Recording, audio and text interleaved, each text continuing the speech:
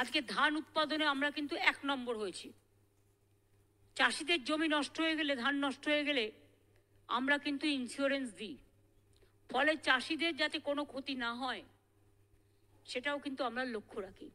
কালকের মিটিং থেকে আমি চাষিদের ওই টাকাটা দিয়ে দেবো। হ্যাঁ, কালকের মিটিং থেকে আমি চাষিদের ওই টাকাটা দিয়ে দেবো। হ্যাঁ, কালকের মিটিং থেকে আমি চাষিদের ওই টাকাটা দিয়ে দেবো। হ্যাঁ, আপনারা হয়তো সকলেই শুনলেন যে মুখ্যমন্ত্রী মমতা বন্দ্যোপাধ্যায় নিজেই কিন্তু বললেন যে এই যে কৃষকদের টাকা সেটা কিন্তু আগামীকাল দিয়ে দেওয়া হবে, অর্থাৎ আজকের কথা বলা হয়েছে। গতকালের মিটিংয়ে এ কথা বলে। তো আজকে কোথায় মিটিং রয়েছে? আজকে বীরভূমে মিটিং রয়েছে। তো বীরভূমের মিটিং থেকেই কিন্তু এই যে কৃষক বন্ধু প্রকল্পের টাকা সেটা কিন্তু রিলিজ করা হবে। এবার অনেকেই বলতেই পারেন যে দাদা কৃষক বন্ধুর তো বলেনি, বিএসবিরও টাকা কিন্তু দিতে পারে, অর্থাৎ এই যে বাংলার শস্য বীমা রয়েছে, কৃষকদের ফসলের ক্ষতিপূরণ যে টাকাটা দেওয়া হয়, অর্থাৎ ফসলের ক্ষতি হলে যে ক্ষতিপূরণের টাকা দেওয়া হয় সেটাও তো দেওয়া হতে পারে। তো দেখুন সেটা কিন্তু অলরেডি দেওয়া হয়েছে বা দেওয়া চলছে।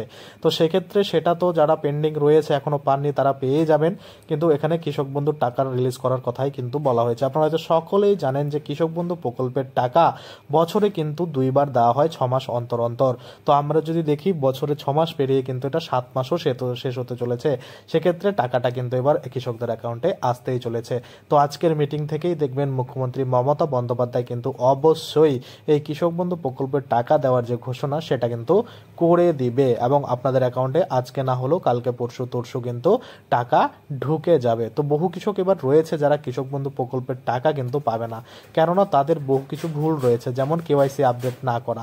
কেওয়াইসি আপডেট কিভাবে করতে হয়? ধরুন আপনার কাছে আধার কার্ড, ভোটার কার্ড, খতিয়ান, ব্যাংকের বই রয়েছে, কিন্তু সেগুলো আপডেটেড না। আপডেটেড বলতে আধার কার্ড, ভোটার কার্ড তো আপডেটেড হয় না, আর আপনার যে খতিয়ান রয়েছে সেটাই শুধুমাত্র আপডেটেড হয়ে থাকে। এবার সেটা আপডেট কিভাবে করতে হবে?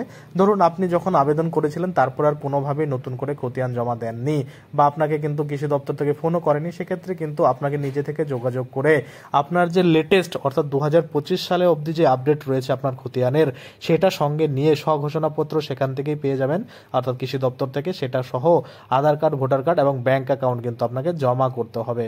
অনেকের ক্ষেত্রে দেখা যায় ব্যাংক অ্যাকাউন্ট কিন্তু কেওয়াইসি না করার ফলে পেন্ডিং পড়ে যায়, সেক্ষেত্রে টাকা ঢুকলেও কিন্তু আপনি টাকা তুলতে পারবেন না। তো অবশ্যই আপনারা ব্যাংক অ্যাকাউন্টে লেনদেন করতে থাকবেন এবং আপনাদের যে কেওয়াইসি সেটা কিন্তু আপ টু ডেট রাখবেন, তাহলে কিন্তু এই কৃষক বন্ধু প্রকল্পের টাকা আপনাদের অ্যাকাউন্টে কিন্তু ঢুকে যাবে। তো আজকে যখনই মুখ্যমন্ত্রী মমতা বন্দ্যোপাধ্যায় এই কৃষক বন্ধু প্রকল্পের টাকা রিলিজ করা নিয়ে কোনো বক্তব্য রাখবেন, তখন কিন্তু আমি সেটা আপনাদের জন্য অবশ্যই তুলে ধরবো, এবং কোন কোন কৃষকেরা টাকা পাবে, কোন কোন কৃষকেরা টাকা পাবে না সেটাও কিন্তু বলে দেবো। তো বহু কৃষক এমন রয়েছে বলবেন দাদা স্ট্যাটাস তো চেক করা যাচ্ছে না, কিভাবে বুঝবো আমরা টাকা পাবো কি না? দেখুন টাকা কিন্তু সকলেই পাবেন, যখনই টাকা ছাড়া হবে তখনই কিন্তু অ্যাকাউন্টে ঢুকতে শুরু করবে।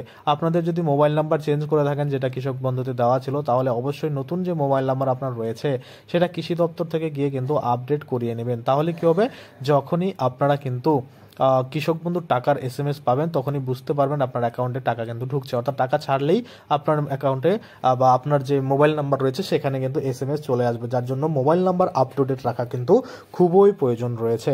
আশা করি আপনারা বুঝতে পারছেন কৃষক বন্ধু প্রকল্পের টাকা আর কিছুক্ষণ পরেই কিন্তু দেখবেন কৃষকদের অ্যাকাউন্টে কিন্তু ছাড়া শুরু হবে বা ছেড়ে দেবে বা ঢুকতে কিন্তু শুরু করবে। আশা করি আপনারা বুঝতে পারছেন। আজকের জন্য ভিডিও এখানেই শেষ করব। ধন্যবাদ।